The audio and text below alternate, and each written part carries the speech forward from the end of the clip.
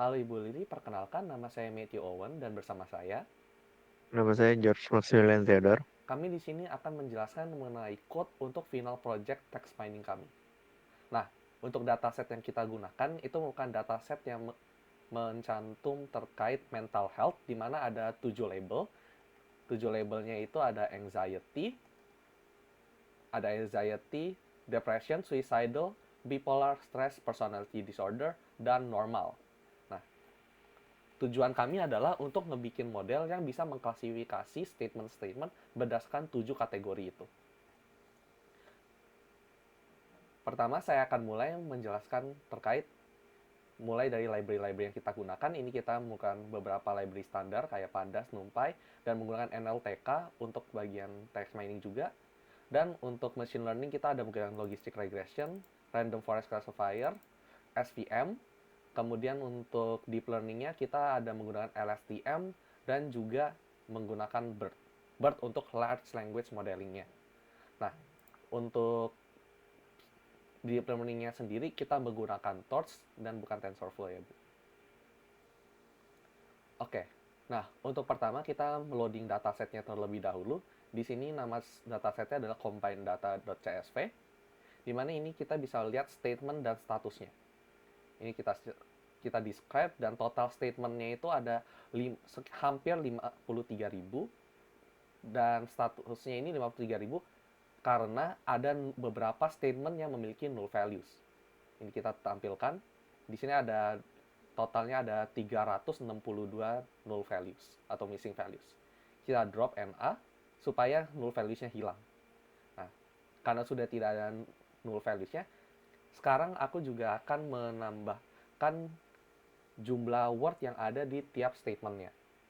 Nah, jadi fungsinya jumlah word di setiap statement ini apa? Kita juga mau lihat sebenarnya untuk tiap status itu mereka relatif menggunakan berapa banyak words.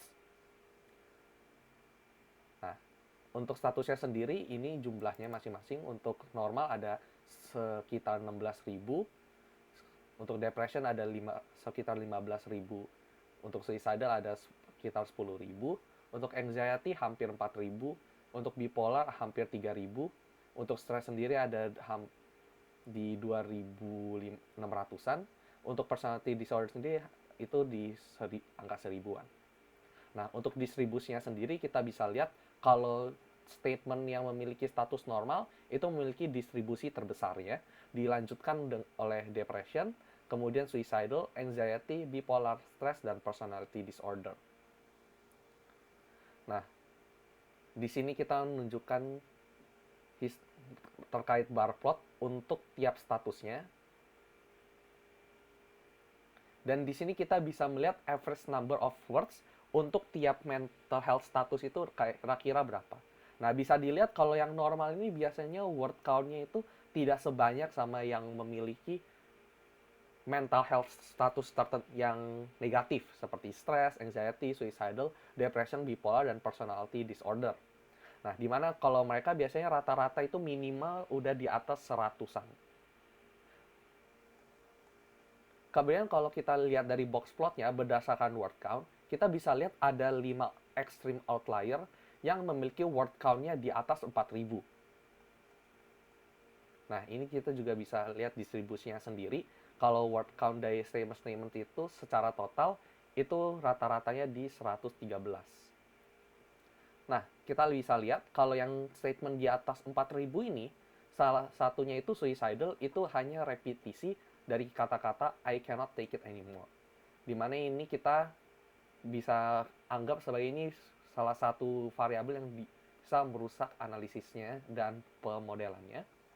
Dimana karena kita datanya juga ada sekitar 50.000 lebih, kita memutuskan untuk menghapus 5 outlier ini. Jadi kita filter untuk semua statement yang memiliki kata-kata di bawah 4.000. Nah, ini DF barunya. Kita bisa lihat dari box plot yang sekarang masih ada outlier, tapi karena outliernya ini relatif dekat dengan satu sama lain dibandingkan yang 5 outlier pertama tadi, yang ini, kita bisa anggap ini masih masih tidak akan mengganggu perhitungannya. Nah, ini average yang baru. Jadi ini mengurangi sebanyak 5 word untuk yang bipolar juga, yang tertinggi tadi, sehingga bisa dibilang kalau average words yang sekarang ini lebih masuk akal. Nah, selanjutnya kita akan melakukan beberapa exploratory data analysis yang lebih dalam lagi yang akan dijelaskan oleh George.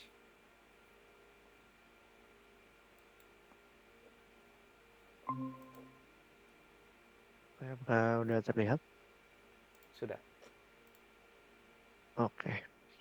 Selanjutnya dari yang melanjutkan yang exploratory data analysis yang tadi, sekarang kita akan melakukan analisis yang lebih dalam dengan data yang sudah dibersihkan. Jadi pertama kita mendefinisikan 3 fungsi dulu terlebih dahulu untuk membersihkan teks-teks yang ada di dalam datanya. Pertama clean text, kemudian remove stop words, dan yang ketiga lematize. Nah untuk di clean text ini, pertama kita melakukan expand contractions. Contractions itu adalah teks-teks yang dalam bahasa Inggris itu disingkat 2 kata jadi 1 kata. Contohnya I'm, itu kalau di expand jadi I am gitu.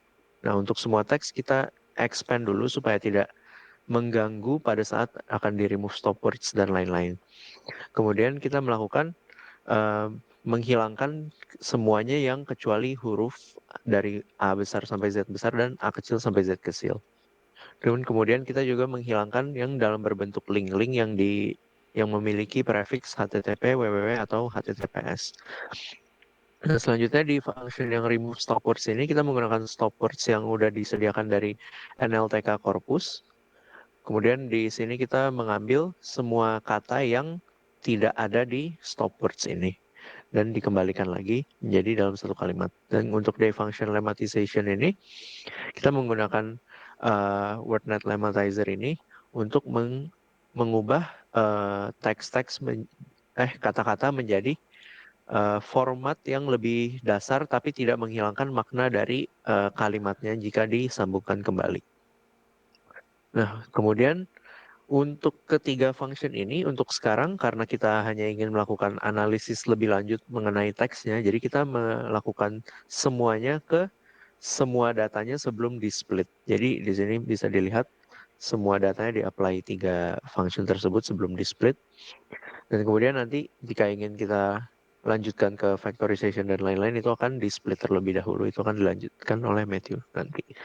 Nah, kemudian dapat dilihat di sini untuk hasilnya seperti ini. Sudah di tokenize juga. Jadi dihilangkan beberapa kata-kata yang mungkin di sini agak kurang kelihatan karena cuma contohin beberapa data. Langsung lanjut aja. Nah, untuk analisis selanjutnya kita melihat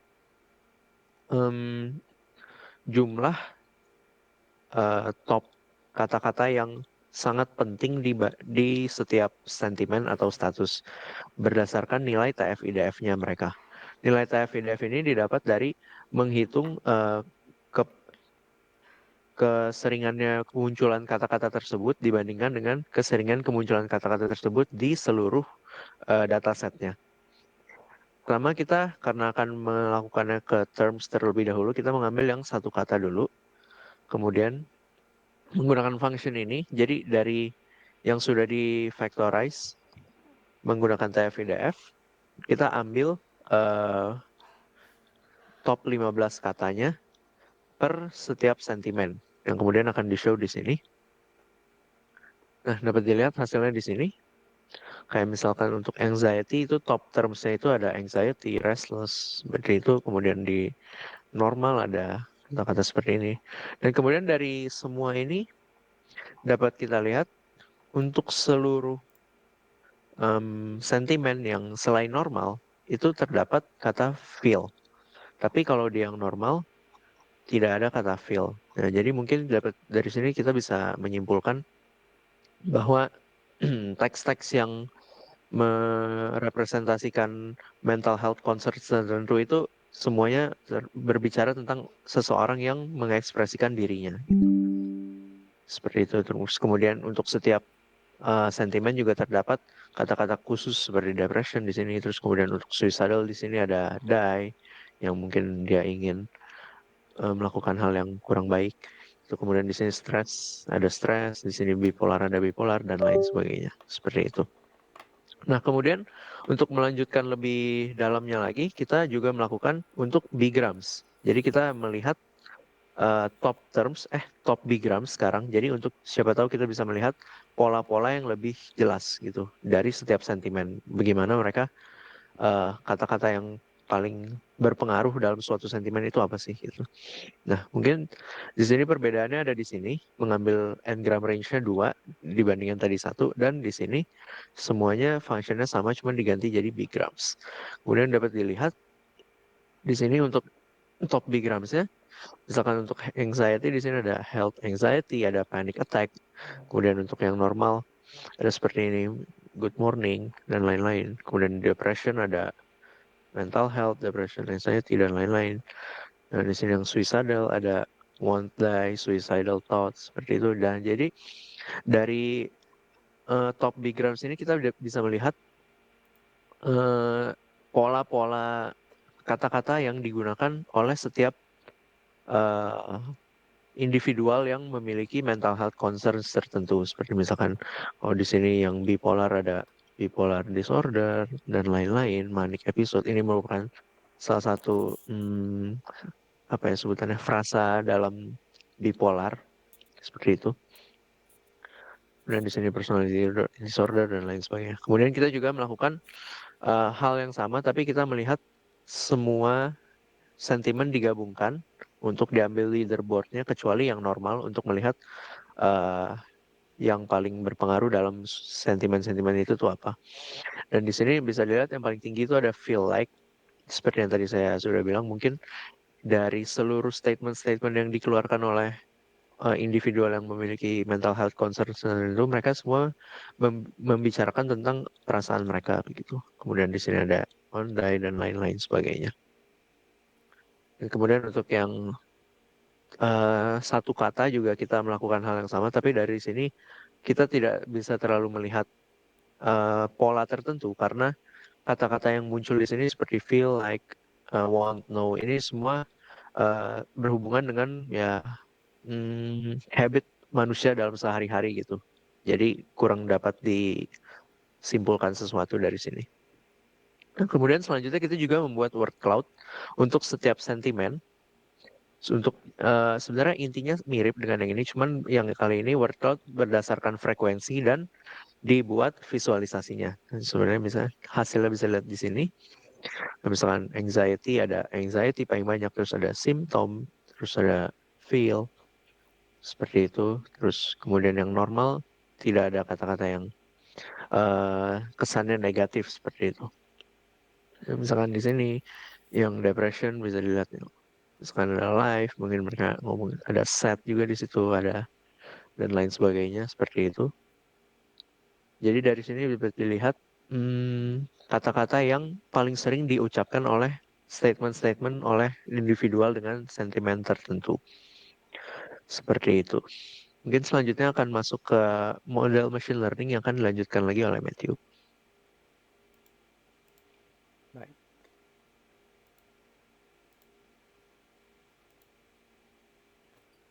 Oke, baik. Sekarang saya akan menjelaskan terkait machine learning yang kita gunakan. Pertama kita akan melakukan pre-processing lagi, soalnya tadi sebelumnya kita melakukan pre-processing untuk EDA, sekarang kita melakukan pre-processing untuk machine learning, dan lanjut lagi nanti untuk deep learning-nya.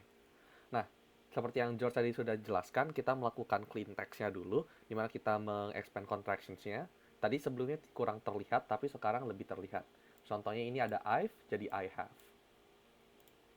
Kemudian kita akan split untuk melakukan remove stop words dan juga lemmatization-nya. Nah, ini udah ke split ya, juga ini distribusinya. Splitnya kita juga menggunakan stratify terhadap Y karena kita tahu datanya imbalance, maka kita stratify supaya data trainnya bakal sebanding dengan data testnya untuk imbalance-nya. Supaya ini bisa menanggulangi masalah imbalance datanya. Nah, kemudian kita remove stop words, jadi kata-kata seperti I do not think nih, do not-nya hilang karena itu stoppers juga. Kita lakukan ini untuk X-train dan X-test-nya. Kemudian kita lemmatization juga. dimana kita masih menyimpan inti datanya, inti makna datanya juga, soalnya kita memerlukan arti dari kata-kata yang kita gunakan untuk modelnya dapat mengerti. Nah, maka itu kita menggunakan lemmatization. Nah, kemudian kita factorize. Factorization yang kita gunakan itu TF-IDF. Ini kita set labelnya dan juga kita akan ngejoin semua yang tadi. Ini kan masih token, kita join jadi stateless dulu, dimana kemudian kita akan factorize menggunakan factorizer TF-IDF. Nah, seperti ini. Dimana ini sudah ke factorize ya, dia akan melihat berdasarkan frekuensinya, dan kita juga bisa melihat kayak berapa importantnya dia juga dari TF-IDF dari EDA yang sebelumnya. Nah, untuk model-model yang kita gunakan, kita pertama menggunakan logistic regression dengan iterasi sebanyak 1000 kali paling mentoknya. Kemudian kita menggunakan random forest classifier dengan 100 decision trees. Dan kita menggunakan support vector machine dengan kernel linear. Nah, kenapa kita tidak menggunakan hypertuning untuk machine learning? Karena keterbatasan daya komputasi kita untuk melakukan hypertuning machine learning itu agak berat. Karena kita laptopnya sudah tidak kuat. Jadi bisanya pakai GPU, makanya yang kita melakukan nanti untuk hypertuningnya itu untuk bagian deep learning dan large language modelnya. Nah, di sini kita mulai training dan evaluasinya langsung. Di logistic regression memberikan akurasi sekitar 75%. Kemudian random forest memberikan akurasi sebanyak 67%. Dan SVM memberikan akurasi sebesar 76%. Nah, meski ini terlihat lebih meski ini hasilnya, kita masih kurang puas. Maka itu kita menggunakan deep learning dan BERT untuk large language modelnya untuk membuat klasifikasi lebih lanjut. Nah, jadi untuk saat ini yang tertinggi masih di SVM di 76%. Selanjutnya akan lanjut ke deep learning yang akan dijelaskan oleh George.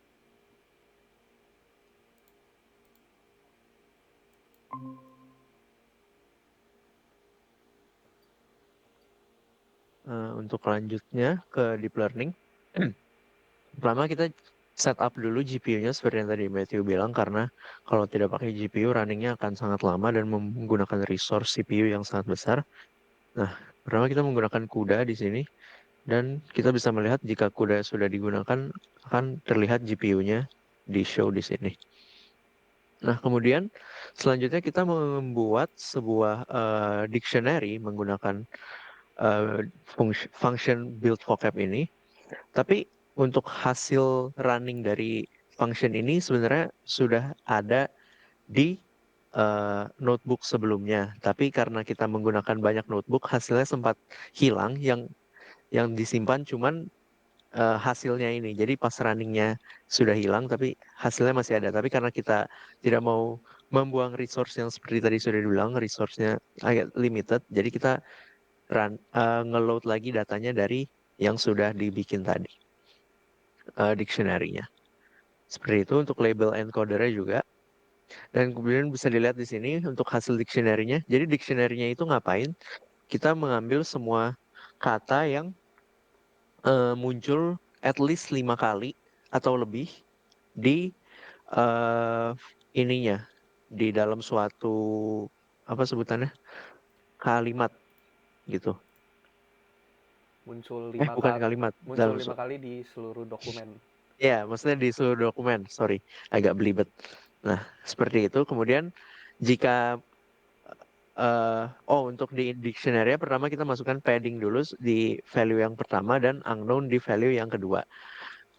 Kemudian dari kata-kata tersebut yang muncul lebih dari at least 5 kali atau lebih di dokumennya akan dimasukkan ke dalam dictionary ini di indeks tertentu yang masih available gitu. Jadi di sini dapat dilihat untuk yang I ini hasilnya dia di kedua karena dia muncul lebih dari 5 kali, dan yang pertama udah ada ini dan dia muncul di sini. Kemudian di sini ada banyak kata-kata lain yang ada di dictionary-nya juga seperti itu. Kemudian lanjut ke preprocessing teksnya untuk diubah menjadi sequence untuk dipersiapkan sebagai data untuk deep learning modelnya. Nah, pertama kita membuat function text to sequence ini untuk mengubah teks-teks dalam satu kalimat menjadi sequence-sequence. Seperti apa caranya? Menggunakan dictionary yang tadi sudah dibuat. Jadi dari satu data di split, kemudian dicek apakah setiap katanya ada di dalam indeksnya. Kalau tidak ada, diubah menjadi yang index unknown karena dia dianggap tidak ada. Seperti itu. Dan kemudian di sini juga ada setiap sequence kita bikin max length-nya 175. 175 ini angkanya didapat dari mana? Dari yang tadi average number of words yang di awal sudah dicantumkan. Jadi karena average number of words-nya paling tinggi itu ada di 175 di suatu sentimen. Jadi kita bikin segitu supaya lebih robust datanya. Dan tidak terlalu besar untuk ukuran dari sequence-nya. Nah, jadi untuk sequence yang lebih pendek, kita tambahkan indeks yang padding tadi supaya dikasih padding supaya lebih pas semuanya di ukurannya 175. Nah, kemudian untuk data train dan data testnya kita masukkan ke dalam function tadi menggunakan ini max sequence length yang sama kayak ini 175. Nah, kemudian ini ada hasilnya di sini.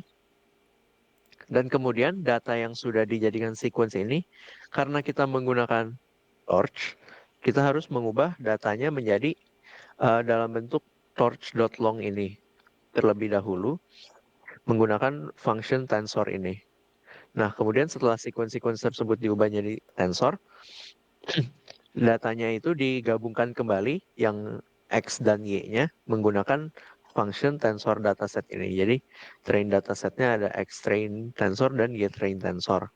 Nah, kemudian setelah digabungkan kembali, kita menggunakan data loader ini untuk mengubah bentuk dari dataset full ini menjadi data yang terpisah di batch-batch tertentu. Nah, kita bikin batch size-nya 64, jadi ada 64 batch data di data loader-nya ini yang isinya sebagian-sebagian dari datasetnya ini. Nah, kemudian untuk train-nya kita shuffle through. Dan untuk tesnya tidak. Nah, kemudian lanjut ke pembuatan modelnya.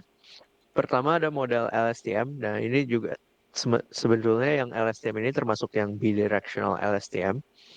Jadi langsung saja. Pertama kita membuat modelnya terlebih dahulu. Di sini ada vocab size, embedding dimension, hidden dimension, output dimension, dan lain sebagainya. Yang kemudian akan dimasukkan ke dalam layer-layer dari LSTM-nya ini. Mungkin untuk bagian pembuatan modelnya akan cepat aja karena kita tidak terlalu membahas mengenai deep learning-nya. Mungkin di sini sedikit highlight di bagian yang untuk bidirectional. Kalau misalkan bidirectionalnya true, dia akan membuat fully connected layer-nya hidden dimension-nya dikali 2 size-nya untuk bidirectional. Dan jika tidak, tidak. Seperti itu. Dan kemudian di sini juga, kalau misalkan bidirectional menggunakan yang ini, kalau tidak menggunakan yang ini. Seperti itu. Kemudian ada juga function untuk training model yang tadi sudah dibuat.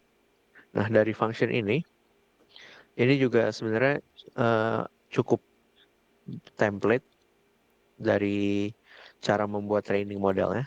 Kita melooping. Pertama kita set initial state dulu untuk epoch-nya. Dan kemudian untuk setiap epoch ini kita looping batch-batch-nya yang ada di dalam data loader-nya tadi. Datanya di training menggunakan ini. Dan kemudian dicatat juga untuk segala macamnya di sini. Dan kemudian nanti di return hasil akhirnya epoch-nya itu bagaimana. Nah, kemudian di bagian selanjutnya kita ada function untuk mengevaluasi modelnya. Ini menggunakan model yang tadi sudah di-train sebelumnya di sini. Kemudian dievaluasi. Dan di return nanti hasilnya ada loss-nya, akurasinya, dan serta data X dan data Y-nya untuk hasil ini akan dapat digunakan di classification report. Kemudian selanjutnya ada function untuk hyperparameter tuning. Yang ini tapi khusus untuk yang LSTM dan BLSTM. Untuk function hyper tuning berbeda lagi nanti. Nah, di sini ada model type, param grade, dan lain sebagainya. Pertama kita mendeclare dulu dictionary kita yang di awal tadi, size-nya sesuai size dictionary-nya, kemudian ada output dimension-nya sesuai ada berapa banyak label yang ada di target variabelnya. Kemudian di sini ada, mungkin kita bisa show dulu untuk hyperparameter grid-nya yang kita gunakan ada seperti ini. Jadi nanti dari misalkan untuk yang LSTM ini akan dicoba semua kombinasi hyperparameter ini. Kemudian ini untuk yang BLSTM. Kemudian lanjut lagi. Jadi dari keys ini dilihat parameternya dan di sini param combinationsnya dilihat dari semua iterasi yang ada di kombinasi hyperparameter di gridnya. Kemudian kita membuat initial state lagi untuk menyimpan data yang terbaiknya, hyperparameter yang terbaiknya serta modelnya. Dan kemudian langsung saja di sini kita masuk ke looping untuk setiap hyperparameter combination-nya di sini. Nah, bisa dilihat di sini kita menggunakan setting dulu untuk hyperparameternya di sini. Kalau misalkan tidak ada di grid-nya, dia akan menggunakan default value-nya yang kanan ini. Nah, kemudian di sini untuk model type-nya kalau LSTM menggunakan yang ini, BLSTM menggunakan yang ini. Perbedaannya sebenarnya cukup sedikit di bagian ininya saja. Yang tadi di awal sudah saya jelaskan, bidirectional-nya ini. Jadi kalau LSTM false, kalau BLSTM true. Seperti itu, kemudian diberikan modelnya ke device kita atau ke GPU kita untuk diproses.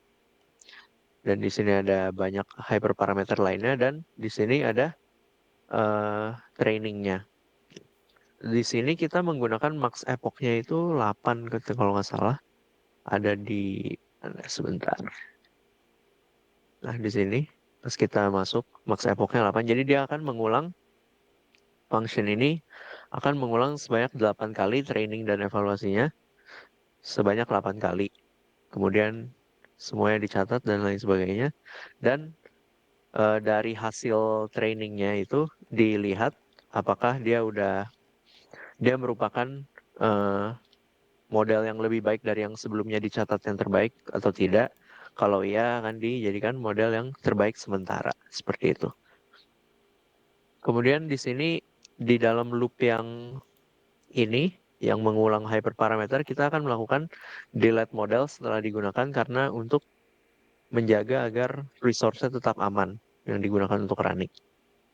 Seperti itu dan kemudian nanti hasil akhirnya akan di-return hyperparameter terbaik dan model terbaik serta akurasinya berapa. Seperti itu. Kemudian di sini langsung saja kita gunakan running dari hyperparameter tuningnya. Dapat dilihat di sini dia sedang berjalan. Kemudian di sini untuk yang BLSTM. Lanjut lagi.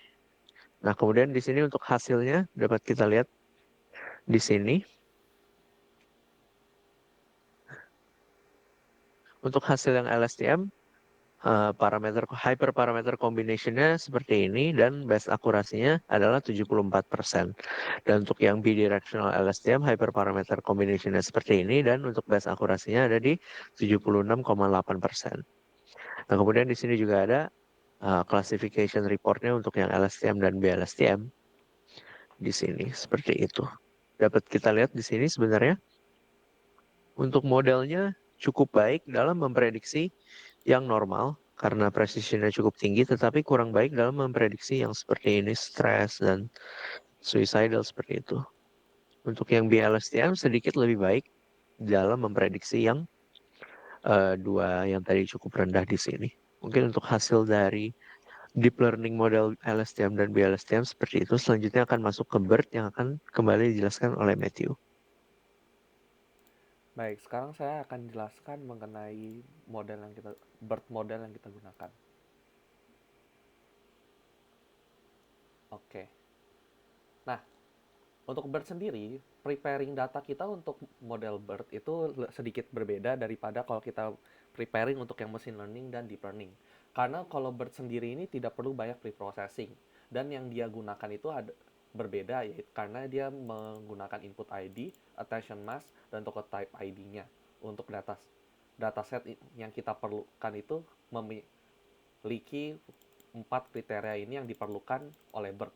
Nah, maka itu kita ngebuat kelas sendiri untuk yang BERT supaya mempermudah kita mau dimasukin datanya ke modelnya. Nah, untuk BERT-nya sendiri, BERT ini kan merupakan pre-train model ya. Karena BERT itu pre-train model, kita perlu mengubah yang awalnya dia kan bukan classifier untuk menjadi seperti classifier.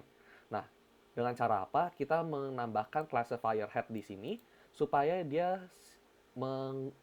yang sebelumnya bukan classifier dia jadi bisa mengklasifikasi sebuah teks itu jadi apa. Mungkin alasan kita kenapa pakai BERT karena kan pada dasarnya sendiri BERT sebuah large language model yang bagus dalam memahami dan mendapatkan arti dari suatu kalimat.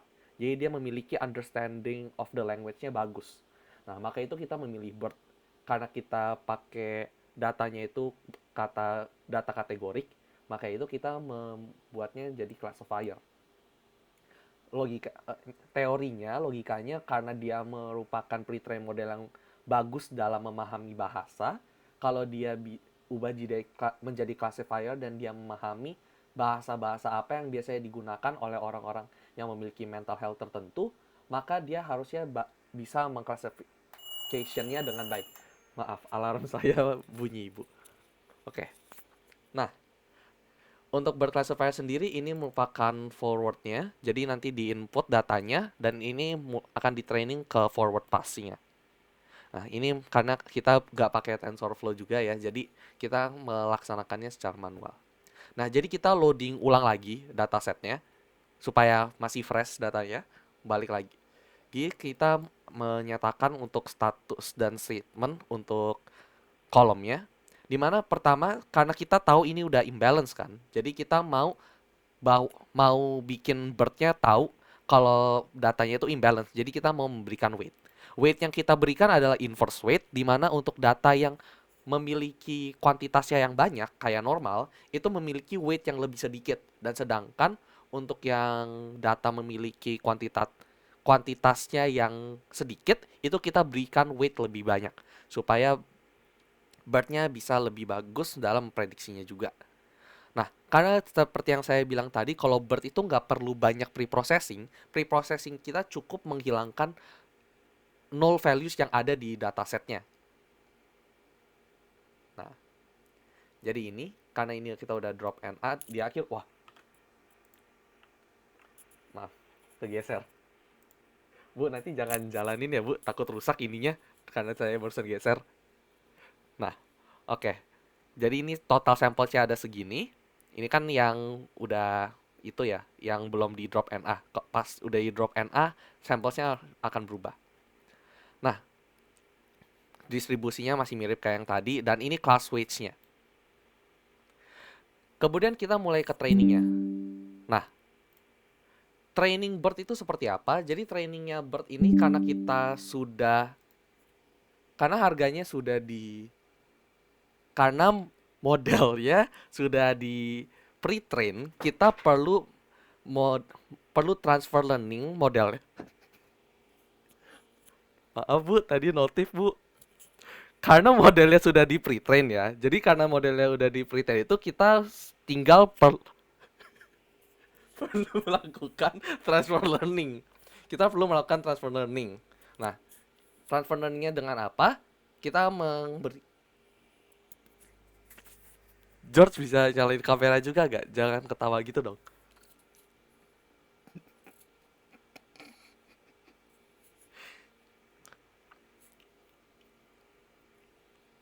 Karena trainingnya BERT ini, kita perlu melakukan transfer learning, kita memberikan weights-nya.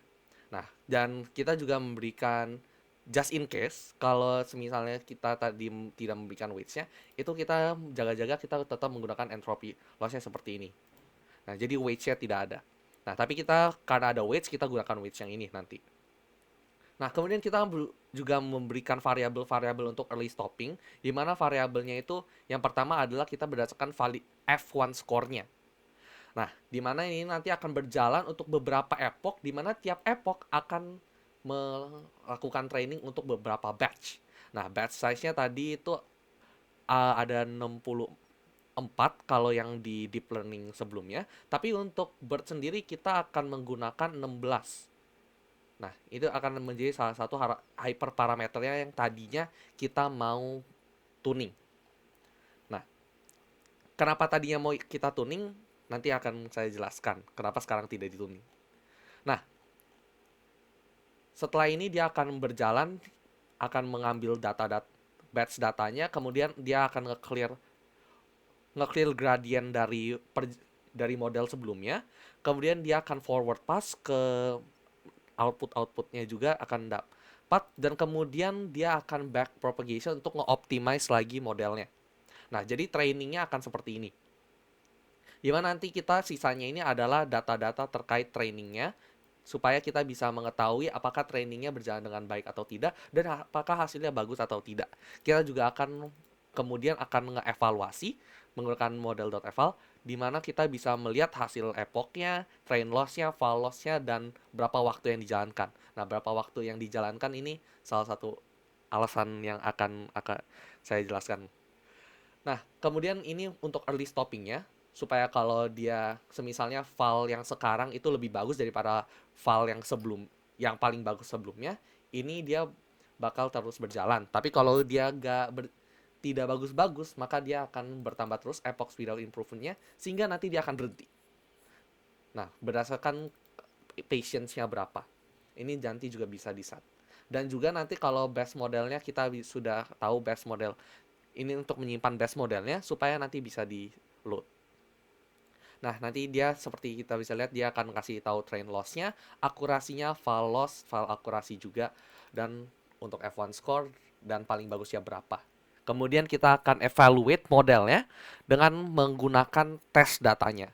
Hal sisanya sama aja, tinggal bedanya ini karena menggunakan tes data, nanti akan menghasilkan predicted-nya dan berapa banyak correct, berapa banyak yang benarnya. Kemudian ini nanti dia juga akan memberikan yang hasil-hasil yang diprediksinya. Nah, ini akurasinya juga dihitung secara manual ya, karena kita pakai torch. Nah, kemudian kita bisa langsung masuk, karena itu beberapa fungsinya udah ada. Kita langsung pakai label encoder, kita dapetin y encoded-nya apa dan berapa. Nah, kemudian kita split, dimana kita split 80-20 untuk train sama testnya, dan untuk validation-nya kita split jadi 85-15 untuk validation-nya. Nah, kemudian ini kita menggunakan tokenizer-nya BERT. Untuk BERT model, pre-train model yang kita gunakan sendiri adalah BERT based on case. Kemudian sama seperti yang sebelumnya, di model-model yang sebelumnya kan kita juga ada ngebikin data loader ya.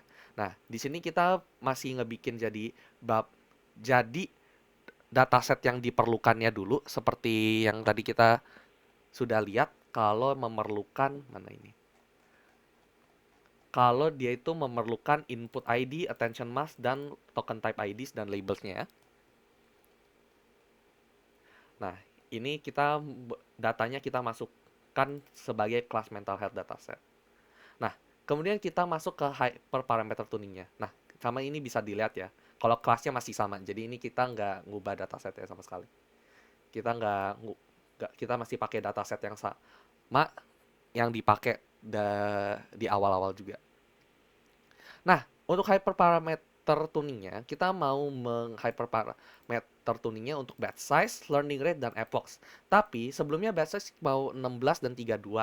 Tapi karena komputer yang nggak kuat dan nge-crash, jadi kita memutuskan untuk mengurangi salah satu hyperparameternya supaya dia batch size-nya jadi 16 saja, supaya nggak begitu lama dan nggak meng-crash laptopnya. Nah, kemudian ini untuk results table-nya nanti akan dimasukkan ke sini. Nah, kemudian kita dimulai hyperparameter tuningnya. Karena hyperparameter tuningnya ini kita menggunakan torch ya tetap, jadi ini juga dilakukan manual ya. Dan untuk seperti yang di deep learning tadi, ini kita menggunakan data loader. Karena ini untuk nge-load datanya menjadi beberapa batch supaya bisa diproses oleh modelnya. Nah, Kalau ini yang pertama, for loop yang pertama untuk hyperparameter batch size, yang kedua learning rate, yang ketiga max epochs-nya berapa. Seperti yang kita bisa lihat nih juga, ini modelnya kan birth based uncased. Untuk optimizer yang kita gunakan juga masih sama, yaitu AdamW. Dan untuk schedulernya kita bukan menggunakan linear scheduler. Nah, ini saya lewat-lewat aja lah karena sama aja sama karena mirip-mirip inti-intinya memerlukan batch size dan detail-detail terkait hyperparameter yang digunakan, kemudian juga ada early stopping masih, dan yang kita gunakan sebagai metrik penilaiannya itu adalah akurasi dan F1 score-nya juga. Nah, kemudian kita hyperparameter tuning kalau kita bisa lihat nih di sini panjang sekali. Nah, ini contoh yang pertama saja itu dia hing 3 epoch dan dia menjalankan satu epoch sekitar 800 menit. 800 seconds. Nah, kira-kira ini total semua jalan selama 5 jam ya. Dan kita mendapatkan parameter yang paling bagusnya di mana batch size-nya 16, learning rate-nya di 5 kali 10 pangkat min 5, di epoch-nya 4, dan epoch yang dijalankan juga tetap 4, jadi tidak ada early stopping. Nah, di mana di sini kita bisa dapat tes score untuk F1-nya dan tes untuk akurasinya hasilnya segitu. Nah, di mana ini by far sejauh ini merupakan hasil yang paling bagus dari semua model yang udah dibuat. Nah, maka itu kita akan simpan semua parameternya lagi dan kita akan train ulang untuk memastikan. Dan ini kita gunakan masih pakai Xtrain dan Xfile yang tadi sudah di split, di mana kita masukkan ke train data loadernya, di mana ini kemudian akan di training lagi. Nah, ini sisanya masih sama aja sih kayak yang tadi di hyperparameter tuning karena training ulang. Di sini kita bisa lihat, oke, hasilnya lumayan konsisten, di mana dia di akurasi 83%. Nah, kita juga menampilkan confusion matrix-nya, di mana kalau kita lihat dari confusion matrix, sebenarnya kenapa dia 83%? Karena ada beberapa misklasifikasi yang lumayan tinggi di depression dengan suicidal. Nah, ini merupakan hal yang menarik karena kita mendapatkan observasi lagi di mana sepertinya orang-orang yang suicidal itu biasanya mirip-mirip seperti orang-orang yang sedang mengalami depresi. Makanya ini dia memiliki misclassification yang tinggi antara kedua kelas ini. Nah, kemudian ini kita juga bisa lihat berapa loss-nya dari plotnya, dimana semakin di train-nya tinggi, kemudian di validation-nya mulai berkurang, tapi masih di angka 83%. Nah, di mana 83%-nya kemungkinan besar diakibatkan juga oleh misklasifikasi antara dua data ini. Dimana kita udah save dan kita melakukan testing sendiri juga mengenai beberapa teksnya ini. Ini teks bikinan sendiri ya Bu, jadi ini kita nggak bikin teksnya sendiri untuk ngetes dia bisa gak sih, dimana seperti teks I feel so sad and empty inside, nothing brings me joy, kan biasanya vibes-nya kayak depression gitu ya. Jadi ini depression akhirnya.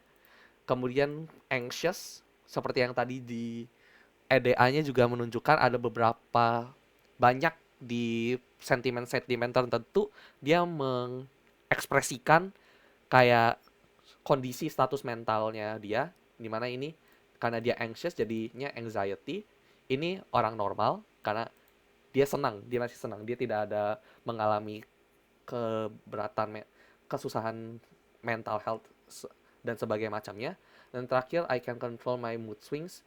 1 minute I'm up, I'm down. Nah, ini yang agak vague ya. Ini yang agak vague juga. Dimana kalau di sini dia depression, tapi dia gak begitu yakin juga ya. Jadi ini confidence-nya kita juga bisa lihat probabilitas keyakinannya dia. Nah, berikut merupakan presentasi dari kami terkait penjelasan code yang kita gunakan. Nanti ini kita akan zip juga untuk model-modelnya sudah di save ya Bu. Jadi nanti kalau Ibu ingin menggunakan model-model deep learning-nya itu bisa langsung digunakan aja. Baik, apakah ada kata-kata terakhir George? Mungkin bisa sebenarnya tadi yang confusion matrix juga ada untuk yang BLSTM dan LSTM ya. Ya, ini. Nah, ya. Nah, di sini juga ada beberapa observasinya ya. Boleh George jelaskan? Ya. Jadi sebenarnya dari yang LSTM dan BLSTM ini juga cukup mirip hasil confusion matrixnya dengan yang BERT tadi, tapi mungkin bedanya kenapa dia akurasinya sedikit lebih rendah karena kalau misalnya kita lihat di sini misclassification di sejarah generalnya selain yang depression dan suicidal itu masih cukup lebih besar dibandingkan dengan yang BERT tadi. Yang BERT tadi kalau misalkan kita lihat misclassification di yang lain itu cukup rendah kayak misalkan kalau misalkan kita lihat contoh yang stress dan depression di yang BERT 20 doang tapi di yang LSTM ini 80 seperti itu. Makanya em, dari hasil akurasinya masih lebih baik BERT, tapi sebenarnya secara keseluruhan mereka punya karakteristik yang sama gitu. Jadi mereka udah cukup bisa dalam memprediksi atau mengklasifikasikan teks-teks tertentu ke sentimen masing-masing, kecuali yang depression dan suicidal seperti itu. Oke, Boleh lagi, Matt, ya? oke. Mungkin kata-kata terakhir dari saya, Bu. Eh, Sekian dari penjelasan code kami, dan mohon maaf jika ada salah kata atau ada notifikasi yang tidak di-expect, dan mungkin kita agak kesusahan dalam menjelaskannya ketika ada notifikasi itu. Dan mohon maaf lagi jika ada salah kata. Itu aja dari kami, dan terima kasih atas semester ini, Bu. Terima kasih, Bu. Terima kasih, Bu.